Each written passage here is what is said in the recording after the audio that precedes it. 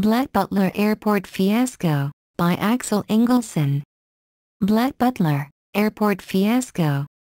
By Axel Ingelson. Disclaimer: I do not own the Black Butler series. Just a copy of the first manga. I am not making any money from this fic.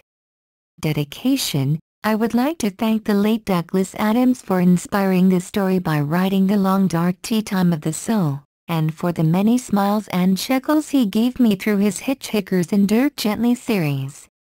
Author's note: there really was a Crown Street Women's Hospital in Surrey Hills, Australia. Its history is a bit different than this story, since it didn't actually burn down, though it no longer functions as a women's hospital. Also, the Holloway School does exist. It's a school in the Islington area for students both male and female between the ages of 11 and 16. Chapter 01, The Check-in Desk. Seal and Sebastian stood in the queue in Terminal 4 at Heathrow Airport.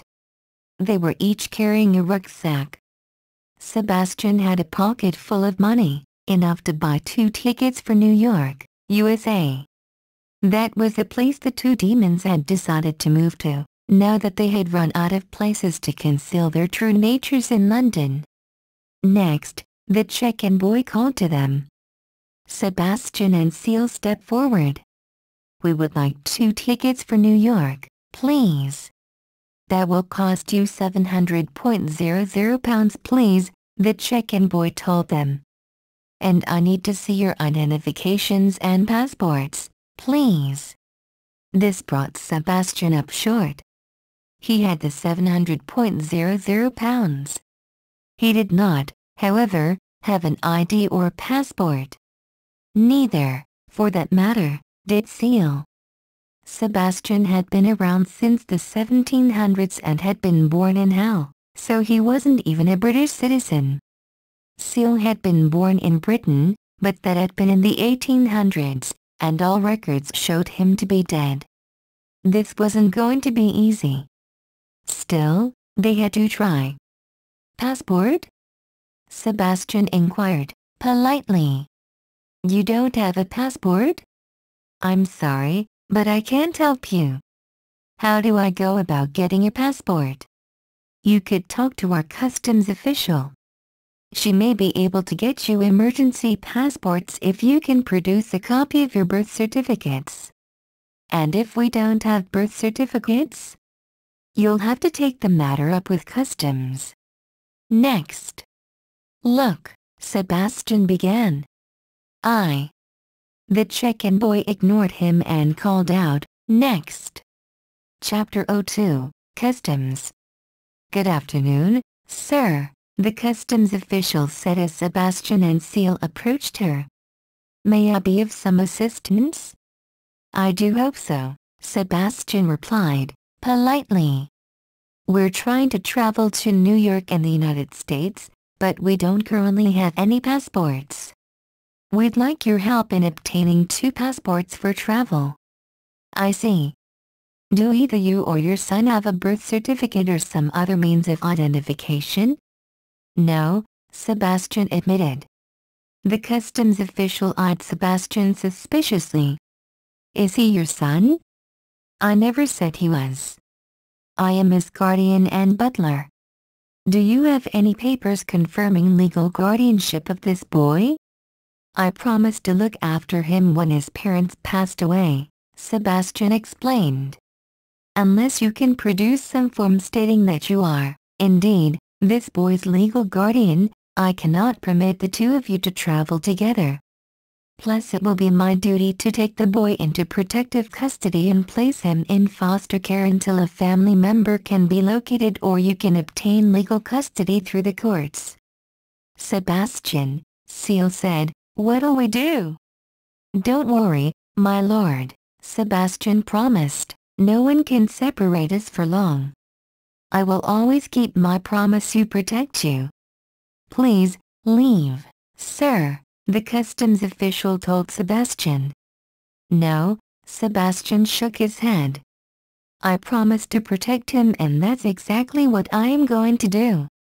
Sebastian, Seal said, putting a hand on the demon's arm. "I'll be okay. They mean me no harm. I'm sure that everything will soon be resolved." Sebastian sighed. He hated being unable to help his master. Never before had protecting Seal been a problem. Now, with airport security as strong as it was, even he could not simply leave with him. The only thing to do now was to somehow obtain legal custody of Seal. But that was not going to be as easy as it sounded. "Until we are reunited, my lord," Sebastian said, bowing before Seal, "take care of yourself." Seal watched as Sebastian left, then glared at the customs official. He didn't dare risk attacking the man. Airport security was too tight and innocent people could get hurt. Instead, he decided to put his trust in Sebastian and see what solution the demon butler would come up with. Chapter 03, The Foster Care System and the Courts, Part I. Seal did not like being poked and prodded at. Not even by a doctor. "That man you were traveling with, the one you call your butler," the doctor asked, "has he ever touched you in a way that makes you feel uncomfortable?" "No," Seal replied. "Sebastian's a good butler and an excellent guardian. I demand you return me to him at once." "I can't do that," the doctor explained. "If your butler, as you call him, wants custody of you, he'll have to obtain it through the proper legal channels." "And how's he supposed to do that?" "That's for him to worry about," the doctor replied. "Well?"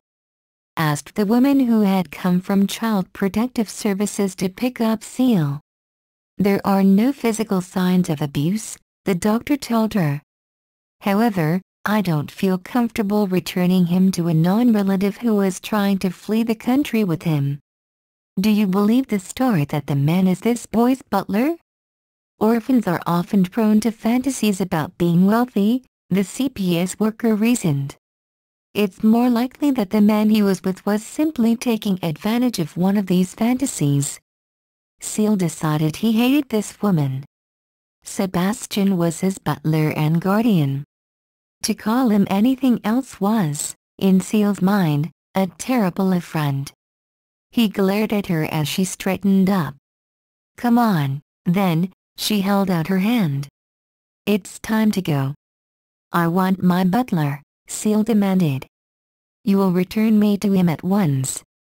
"Let's go," the CPS worker said, more firmly. Though Seal did not take her hand, he did follow her out to her car. He watched out the window as they passed rows of shops and houses. None of them held any interest for him. He didn't belong here. But what could he do? He couldn't tell them he was a demon. That was the very thing he and Sebastian had been trying to hide by leaving the country. The only thing to do now was play along until Sebastian could figure a way to obtain custody of him. The problem with that was that Sebastian was technically not a British citizen. Chapter 04, The Foster Care System and the Courts, Part 2.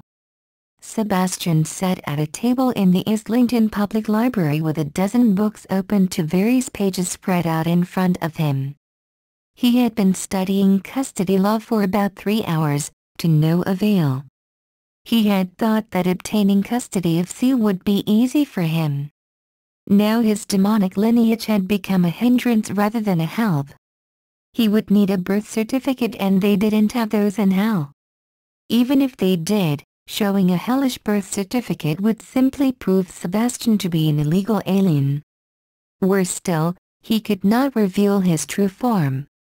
It was hiding his and Seal's true natures that had been their reason for attempting to leave England in the first place.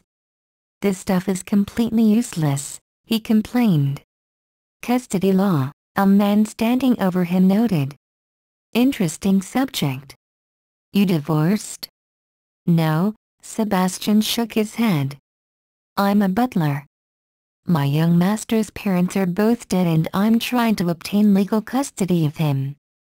Problem is neither of us have proper identification, so right now he's in foster care and I'm trying to figure out a way to get him back. I promise to protect and look after him, and I have no intention of breaking that promise." "Well, perhaps I can help," the man offered, holding out a hand. "Jack Ravensdale. I'm a solicitor with the good firm of Howsham and Clark." Sebastian accepted the proffered hand and shook it. "This might not be as easy a case as you hope it to be," he warned. "Excellent," Ravensdale beamed. "I love a challenge. So, why don't we head over to my office? We can talk more privately there." "I'd be happy to discuss the matter at your office," Sebastian agreed. "What I have to tell you is extremely private." Ravensdale drove Sebastian to his office. Once they were inside, he offered the butler a chair and sat down. "Now," he said, "let's get down to business. Your name?" "Sebastian Michaelis." "Place of birth?" "Hell. This is a serious matter, Mr. Michaelis," Ravensdale said, firmly. "Place of birth." Sebastian let his eyes become their natural color as he repeated hell. Ravensdale looked up in annoyance, then dropped his pencil in shock. Sebastian waited for him to pick it up again. Ravensdale picked up his pencil, but wasn't sure what to do with it. He knew he should fill out the form sitting on the table in front of him, but wasn't quite so sure that writing hell down next to place of birth would be such a good idea. "What we need to do," he told Sebastian after several minutes of silent contemplation, "is figure out a way to get you British citizenship. I'm trying to move to America with Theo.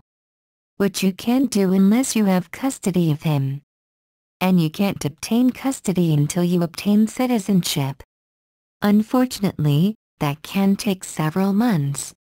Isn't there some way to hurry things along?" Sebastian asked. "If it takes too long, Seal could end up being adopted by some family that doesn't understand his needs and isn't able to cope with them." "Is Seal also from hell?" "No, he's from England. But he is a demon all the same." "I see," Ravensdale considered. "Well, that does put a different spin on things. If you explain to the courts that you are both demon, they may grant you custody on those grounds. After which we would be bombarded by all kinds of people wanting us to grant favors for them." Sebastian shook his head. "No. I don't want people to know that Seal is a demon. I want him to have a normal life. So, do you still want to help me?" "I told you before, Mr. Michaelis," Ravensdale reminded Sebastian, "I enjoy a challenge." Chapter 05, The Foster Care System and the Courts, Part 3. Seal played with his fork, silently rolling a baby carrot across his plate while the other kids in the CPS shelter ate their meals without fuss. "Aren't you hungry?" one of the shelter workers asked him. "I prefer Sebastian's cooking," Seal said, pointedly. "That's what I want to eat." "Well, Sebastian isn't here," the shelter worker informed him, "so you'll have to settle for Janet's cooking." Seal pushed the plate away. "Going on a hunger strike isn't going to do anything but make you hungry," the worker told Seal. "Eat." Seal didn't need food. But he also didn't need everyone knowing he was a demon. That would undermine Sebastian's hard work at giving Seal a normal life with friends that were his own apparent age. In the old days, back when technology was at a minimum, none of this mess would have